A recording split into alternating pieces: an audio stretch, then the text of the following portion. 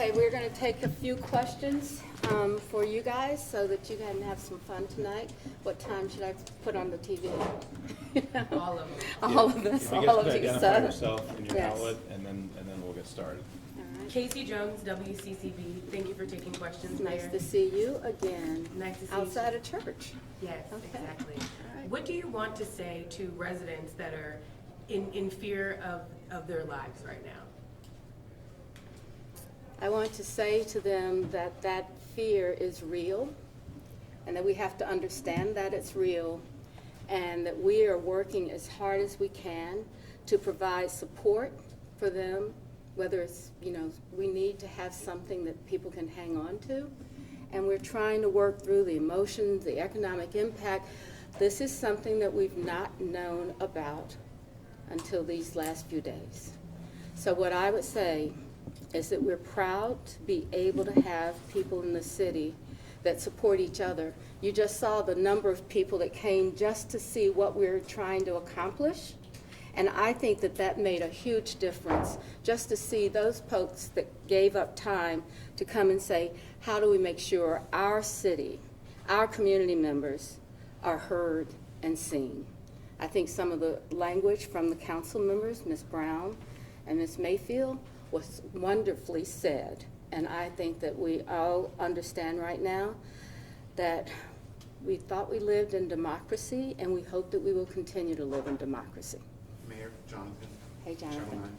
Caroline, give me a technical explanation for the public out there so they're not confused about what you all just did in there. There were two motions,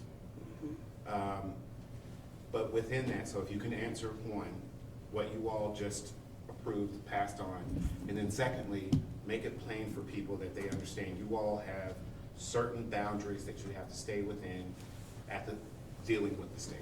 So let me start off with, I think the first portion of what you said, to be simple and explain that what we were trying to do over the weekend, these folks that work in the city, they have worked over the weekend to try to determine what can we do, what's legal to be done and what's possible to be done.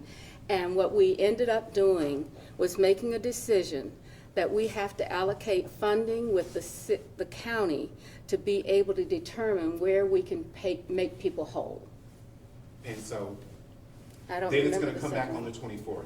It's going to And come back and it's coming back at our last council meeting. I think that's amazing that they're going to be able to have that ceremony and have that ability to do something really good at the end of their terms. Mary Ramsey with the Charlotte Observer. Mayor, two of the big questions we're hearing from the public are... She had another question, or the second part of my question, just with staying within the boundaries at the state level. Absolutely. Charlotte, like all municipalities, are an arm of the General Assembly, the state government, and so all of the actions taken by council will be worked through the lens of the abilities and authorities granted by the General Assembly. As it relates to the funding question that Mayor Lyles just addressed, all of those funding requests as well as the distribution of those funds will be scrutinized with respect to public purpose and the authority granted by the General Assembly. Thank you. Okay, yes. Mayor, two of the big questions we're hearing from the public are where are the people who are being detained by Border Patrol being held, and how long will Border Patrol be in Charlotte? Just checking in to see if you had any updates on one or both of those matters. I do not have updates on those matters. I don't expect that people would come to me and say, hey, this is where people are.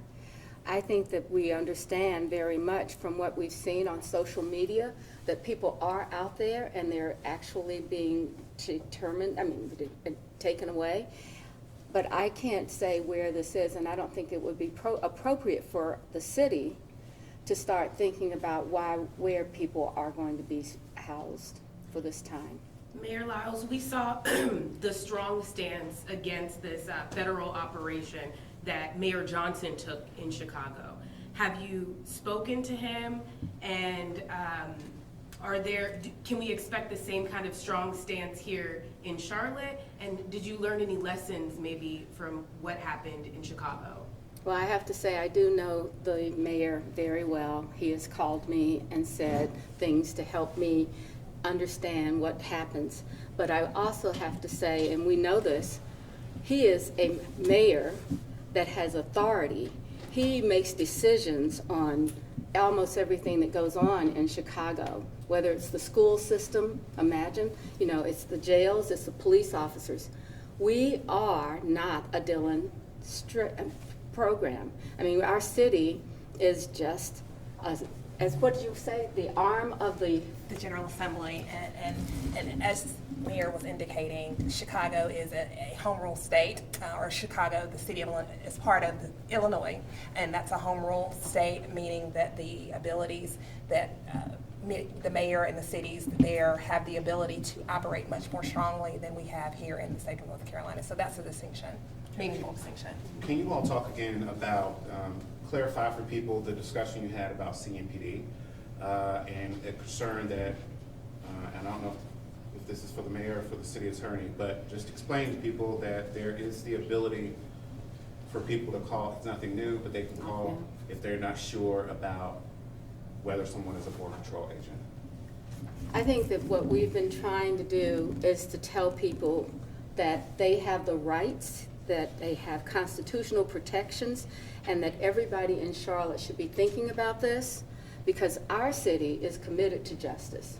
But as this is going through, we're going to have to work with other people, and that's why I think it's so much to have the collaboration with the county. All of us are government, and we're working as hard as we can to make sure that people can stand up after this event is over. Can you elaborate on the CMPD part? If people are encountered with Border Patrol, maybe that person does or does not have identification, what can people do? Thank you.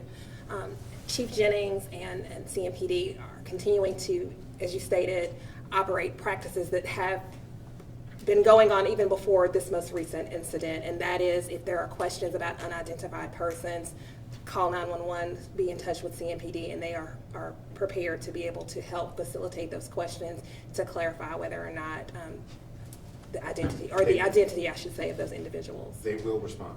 An officer will respond. CMPD is prepared to respond. Mayor, Andy Weber with Queen City News. There was talk during that meeting that a lot of the power rests in Raleigh and state lawmakers. What's your word to Speaker Hall and President Pro Tem Parker about what's being seen in your city? Do you want them to take any action? I want us to be able to get through this, what I would call a little bit of a crisis. And I am not going to be dependent on others. I depend on people like you to help everyone understand. You have a moment this time, and as being the people that are really close to where people understand, you can, this 6:30 in the morning, you guys can do something and you can help us be informative. I just really think that that's the way we're going to end up. This is something you have to do as a city and a community. And so I'm hoping that each of you will help us as we go along this route. When can the organizations expect to get that money? Casey, The money? is anyone, a couple Tom folks Yakin, had Fox questions. News. What would you say to President Trump and the U.S. Border Patrol? What's your response? My response is that this is the city of Charlotte is one where we believe in fairness and dignity, and where we are one of the largest cities in the country. And that we work really hard to do it right. And what I hope would be is that if I would talk to the president, I'd say to him, look at our city, look at our people, and make sure that he has the understanding that all of you and I have. Thank you, guys. There are a lot of allies in this community.